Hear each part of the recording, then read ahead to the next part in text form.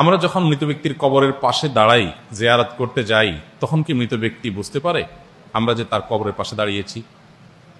আমরা যখন কোনো মৃত ব্যক্তির কবরের পাশে দাঁড়াই, জিয়ারত করতে যাই, সালাম পেশ করি, তখন তারা সেটা টের পান।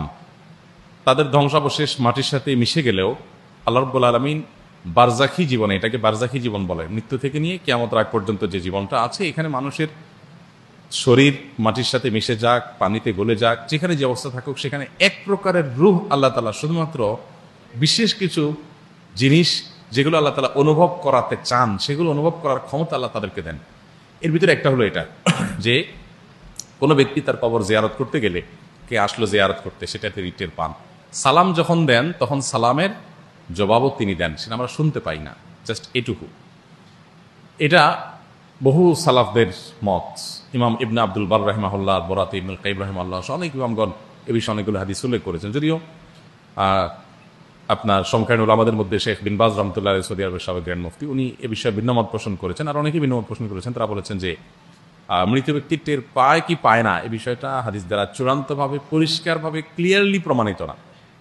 বাট তারা আবার এটাও বলেন নাই যে মৃত ব্যক্তি টের পায় না।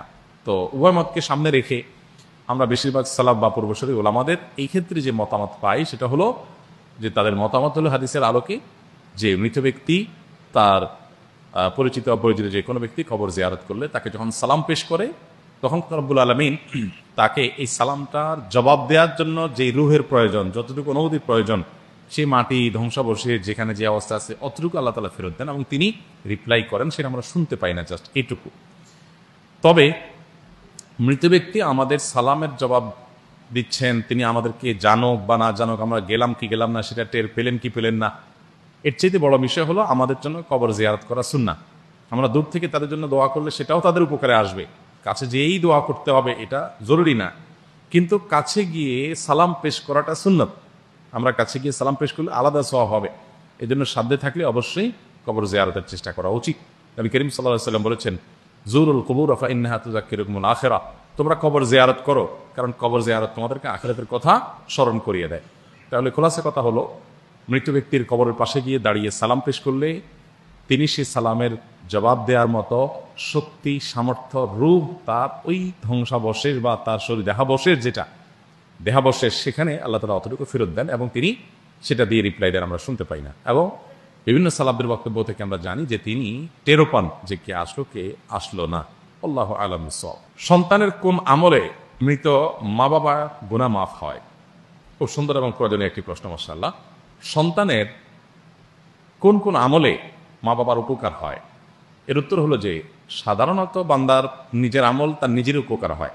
আল্লাহ বলেছেন, লাইসা লিল ইনসানি ওয়া লাইসা লিল ইনসানি ইল্লা মা সাআ। মানুষ নিজের জন্য যেটা পরিশ্রম করে কামাই করেছে, উপার্জন করেছে, সওয়াব আহরণ করেছে, এটাই তার। আরেকজন তারটা কামাই করে দিবে না, দিতে পারে না। এটা হলো সাধারণ কথা। কিন্তু মা বাবার ক্ষেত্রে সন্তানের কিছু কিছু আমলের প্রভাব মা বাবার মৃত্যুর পরও তাদের উপর পড়ে। তার ভিতরে প্রধানতম আমল হলো সন্তান নিজে যদি ভালো কাজ করে এবং পাশাপাশি বাবা মার জন্য দোয়া করে, এইটা বাবা মার জন্য অনেক বেশি উপকার হয়। নিজে ভালো কাজ করে, 5 ওয়াক্ত নামাজ পড়ে, হারাম হালাল মেনটেন করে চলে, হ্যাঁ, মানুষ অধিকার উপরে সচেতন থাকে, নিজে ভালো মানুষ হওয়ার পাশাপাশি মা বাবার জন্য দোয়া করে, এটা মা বাবার জন্য অনেক উপকার আসে।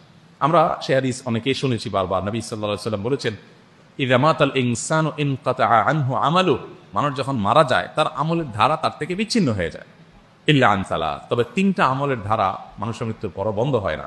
এর ভিতরে একটা হলো এই আওয়ালাদুন সালেহ ইয়াদউ লাহ, যদি কোনো নেক সন্তান থাকে যে নিজে ভালো মানুষ, পাশাপাশি বাবা মার জন্য দোয়া করে, এটা তার জন্য খুব বেশি উপকার হয়। আমরা সাধারণত যেটা করি, মা বাবা মৃত্যুর পর আমরা চাই যে জীবদ্দশায় আমি মাকে বাবাকে স্নেহ করেছি, মমতা দিয়েছি, ভালোবাসা দিয়েছি, খাবার দিয়েছি, আদর আত্তি করেছি, কিন্তু এখন তাদের করতে পারতেছি না। আমরা কিছুটা করতে চাই বাবা মার জন্য, করতে চেয়ে আমরা কি করি, হুজুরদেরকে দিয়ে বা অন্যদেরকে দিয়ে দোয়া করাই। আলহামদুলিল্লাহ, অন্যরা দোয়া করলে উপকারে আসতে পারে, কিন্তু সবচেয়ে বেশি উপকারের কথা আপনি যদি জানতে চান যে সন্তান এর কোন আমলটা মা বাবার সবচেয়ে বেশি উপকার আসে, তাহলে আমি বলবো যে নিজে যদি নেক আমল যতটুকু পারে করলো, পাশাপাশি দোয়া করলো, এটা মা বাবার জন্য বেশি উপকারে আসে। কোন কোন হাদিস থেকে আমরা জানতে পাই যে কোন কোন কবরবাসীকে আল্লাহ তাআলা জান্নাতের যে নেয়ামত তাকে ভোগ করাচ্ছিলেন, এটা তার ক্লাসটা উন্নীত হয়, আপার ক্লাসের নেয়ামত সে পেতে থাকে। তখন আল্লাহর কাছে সে বলে, আল্লাহ আমার তো মৃত্যু হয়ে গেছে, আমি দুনিয়া থেকে চলে আসছি, আমল করে নিজের মর্যাদা বৃদ্ধি করার অপশন তো আমার বন্ধ হয়ে গেছে। তাহলে এখন আমি আমার এই মর্যাদা বৃদ্ধি যে দেখতে পাচ্ছি, এটা কিসের কারণে, কোত্থেকে হলো? আমার তো কোনো আমল নতুন করে প্লাস করার সুযোগ নেই, তাহলে মর্যাদা বৃদ্ধিটা কিভাবে হলো? তখন তাকে বলা হবে আল্লাহর তরফ থেকে যে তোমার সন্তান দুনিয়াতে যে রেখে আসছো, নেক সন্তান, নামাজি, কালামি, হালাল হারাম মেনটেনকারী ভালো সন্তান, সেই সন্তান তোমার জন্য দোয়া করেছে, এই দোয়ার বিনিময়ে তোমার ক্লাস উন্নীত করা হয়েছে। এই জন্য মা বাবার জন্য সন্তানের যে আমলটা সবচেয়ে বেশি উপকার করে তা হলো সন্তান নিজে ভালো মানুষ হবে, পাশাপাশি মা বাবার জন্য দোয়া করবে। আর দ্বিতীয়ত, মা বাবার হয়ে দান সাদাকা করা, গরিব দুঃখীকে দান সাদাকা, এই যে আল্লাহ এটার সবটা আমার মা বাবার জন্য আমি দিলাম, তাদের তরফ থেকে হালাল উপার্জন থেকে দান সাদাকা করবেন। এরকম আরো বিভিন্ন আমল আছে, কিন্তু সবচেয়ে বেশি যদি বলি আমরা, তাহলে এই দুইটা আসে সবকিছুর উপরে, দোয়া করা আর সাদাকা করা। আল্লাহ আমাদের মৃত মা বাবা, আত্মীয় স্বজনদের জন্য আমাদের পক্ষ থেকে যে করণীয় আছে সেগুলো করার তৌফিক দান করো।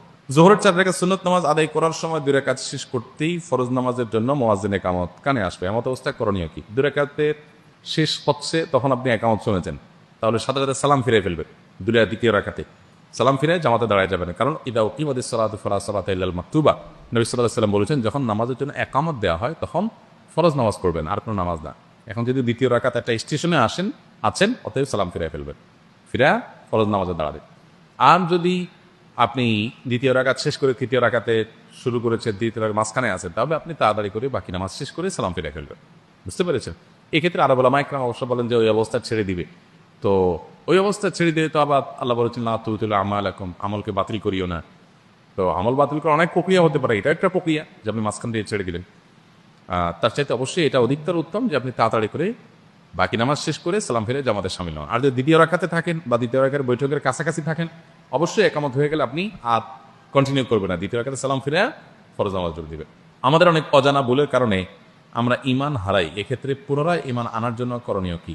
ঈমান যদি ভেঙে যায় নিজেদের অজান্তে বা অসতর্কতার কারণে, তাহলে পুনরায় ঈমান আনার জন্য আল্লাহর কাছে তওবা করতে হবে যে আল্লাহ, ওই কাজটা আমি করেছি, আমি অন্যায় করেছি, আমি মাফ চাই, ওই কথাটা আমি বলেছি সেটা আমার ভুল ছিল, আমি ফিরে আসছি, আমি আর বলবো না, আমি আর করবো না। অনুতপ্ত হওয়া, লজ্জিত হওয়া, আল্লাহর কাছে মাফ চাওয়া এবং নতুন করে আল্লাহর প্রতি আস্থা, আল্লাহর প্রতি বিশ্বাস, আল্লাহকে স্বীকারোক্তি দেওয়া, তার একত্ববাদের, এগুলো নতুন করে নবায়ন করে নেওয়া। বাস আশহাদু আল্লা ইলাহা ইল্লাল্লাহ ওয়া আশহাদু আন্না মুহাম্মাদান আবদুহু ওয়া রাসূলুহু, ঈমান হয়ে গেল।